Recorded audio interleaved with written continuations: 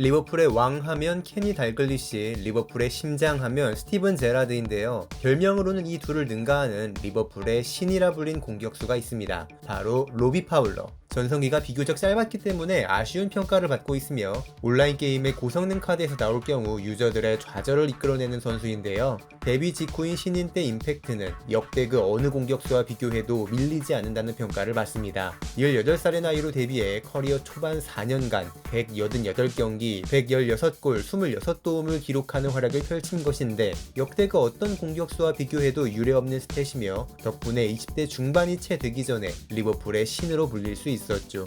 과연 얼마나 대단했는지 레전설에서 살펴보겠습니다.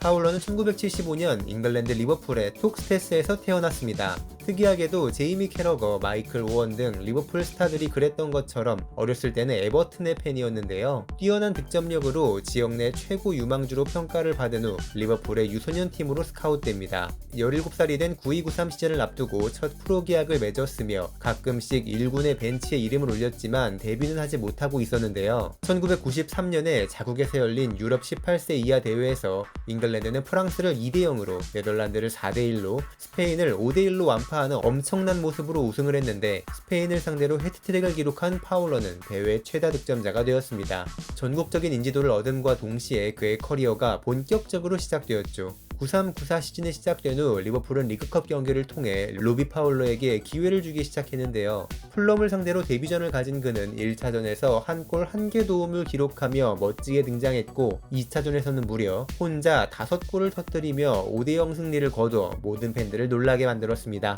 곧 리그에서도 기회를 얻기 시작한 파울러는 3번째 경기만에 데뷔골을 기록했고 5번째 경기에서는 사우스햄튼을 상대로 해트트릭을 달성하는 등 18살 공격수 중 역대급으로 남을 등장을 알렸고 모든 대회 34경기에 18골 3개 도움을 기록했습니다. PFA에서 선정한 올해의 영플레이어에 선정된 것은 당연했죠.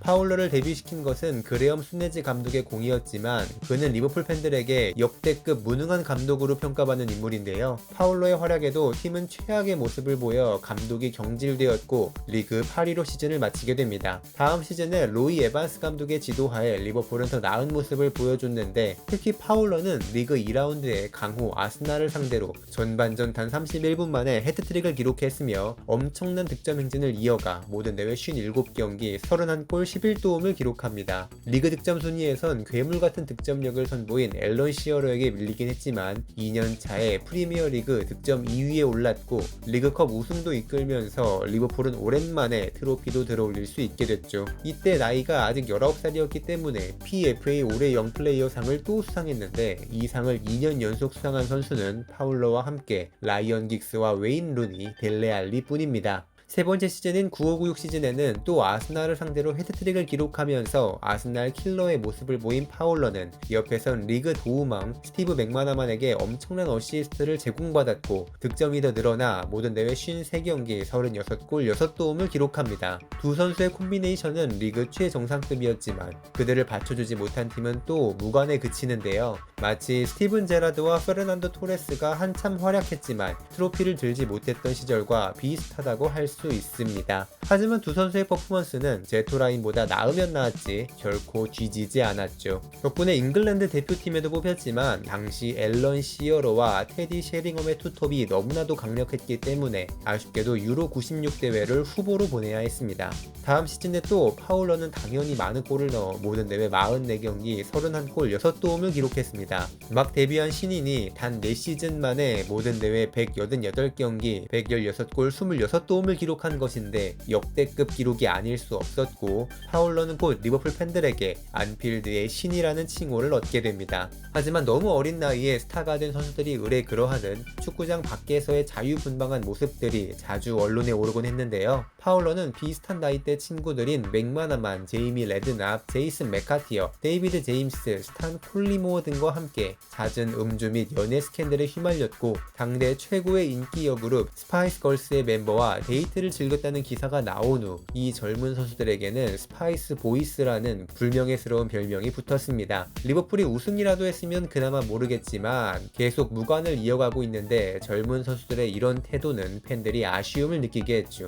그 외에도 파울러는 계속해서 특이한 이력들을 선보였는데요. 1997년에는 아스날을 상대로 경기 중 심판이 페널티킥을 선언했는데 자신이 혼자 넘어진 것이라고 심판에게 알리면서 양심적인 모습을 보이기도 했습니다. 덕분에 UEFA 페어플레이 상도 수상할 수 있었는데요. 특이한 것은 보통 이런 상황에선 키커들이 일부러 골을 안 넣곤 하는데 파울러는 막상 PK가 주어지자 득점을 위해 공을 찾고 팀 동료의 득점으로 이어졌습니다. 후에 말하길 PK가 아니었고 그것을 어필했지만 이미 선언된 이상 골을 넣는 것이 자신의 의무였다는 주장이었죠. 또 99년에는 경기장에 그려진 흰색 라인에 코를 대고 마약을 흡입하는 듯한 셀레브레이션을 펼쳐 엄청난 벌금과 함께 출장 정지 징계를 받게 됩니다. 알고 보니 당시 프리미어리그에서 선수들이 마약을 한다는 루머가 돌았는데 파울러 역시 관련된 오해와 비판을 받자 화가 나서 이런 세레머니를 저질렀다고 밝혔습니다. 그런데 이보다 몇 경기 전 첼시를 상대할 때 경기 중 그레엄 르소를 게이라고 놀리며 자극하는 모습 때문에 징계가 가중되었는데요. 당시 르소는 게이설 등 각종 루머에 시달리며 팬들에게 놀림을 받고 있었는데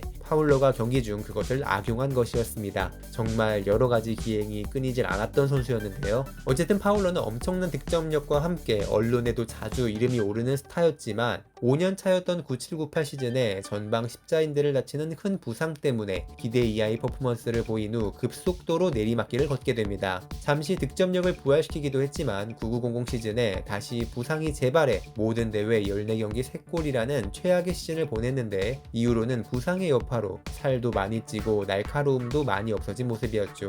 파울러는 공격수로서 엄청난 스피드나 신체 능력을 가진 것은 아니었지만 골문 앞에서의 기술과 민첩성, 날카로움이 그 누구보다 뛰어났던 포처였는데요. 부상은 그의 장점을 상당 부분 뺏어갔고 더군다나 팀에는 마이클 오원이라는 새로운 공격수가 전성기 파울러 못지않은 엄청난 폼을 보이고 있었기 때문에 파울러의 팀 내 입지는 점점 좁아지게 됐습니다. 제라르 울리에가 이끄는 리버풀은 이 시기에 UEFA 컵과 FA컵, 리그컵, 유럽 슈퍼컵과 체리티 실드를 모두 우승하는 엄청난 성과를 냈고 파울러도 어느 정도 일조했지만 어느새 팀의 주전 공격수 조합은 오원과 에밀 헤스키의 빅앤스몰 투톱이 되었고 세 번째 공격수의 입지를 받아들일 수 없었던 파울러는 스텝진과의 불화 이후 이적을 모색하게 되었습니다. 이때 그의 나이 26살이었으니 엄청 빠른 속도로 최고의 상태에서 내려온 것이었죠. 적지 않은 이적료로 당시 꽤 강팀이었던 리즈 유나이티드에 입성했고 남은 6개월간 리그 12골을 넣으면서 나름 괜찮은 모습을 보였습니다. 덕분에 후보였긴 했지만 스벤 고란 에릭선 감독이 이끄는 잉글랜드 대표로 2002년 월드컵에도 참가했죠.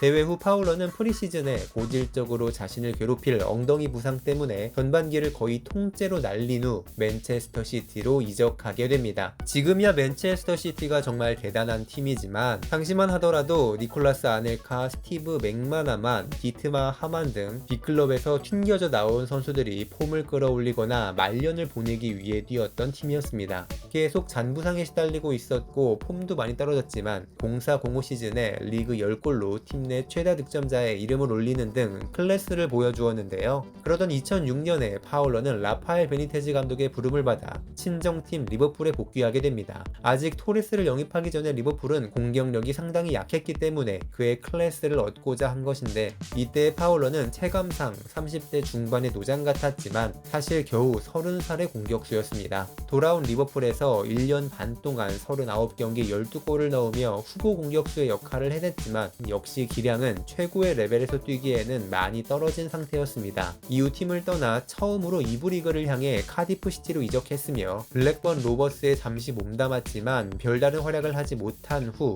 지구 반대편에 있는 호주 A리그로 넘어갔습니다. 이곳에서는 좋은 클래스를 보여 노스 퀸즐랜드 퓨리와 퍼스 글로리 팀에서 각각 1년씩을 뛰며 9골씩을 기록했고 2011년에 마지막으로 태국의 무앙통 유나이티드에서 뛴 후에 은퇴를 선언합니다. 파울러는 생각보다 더 대단했던 공격수였는데요. 역대 그 어떤 최고의 공격수도 프리미어리그 같은 정상급 무대에서 20대 초반까지의 파울러보다는 많은 골을 넣지 못했습니다. 하지만 부상과 각종 기행 때문에 20대 중반이라는 이른 나이에 빠르게 폼이 떨어진 것이 너무나 아쉬웠던 리버풀의 신이란 공격수 로비 파울러의 이야기였습니다.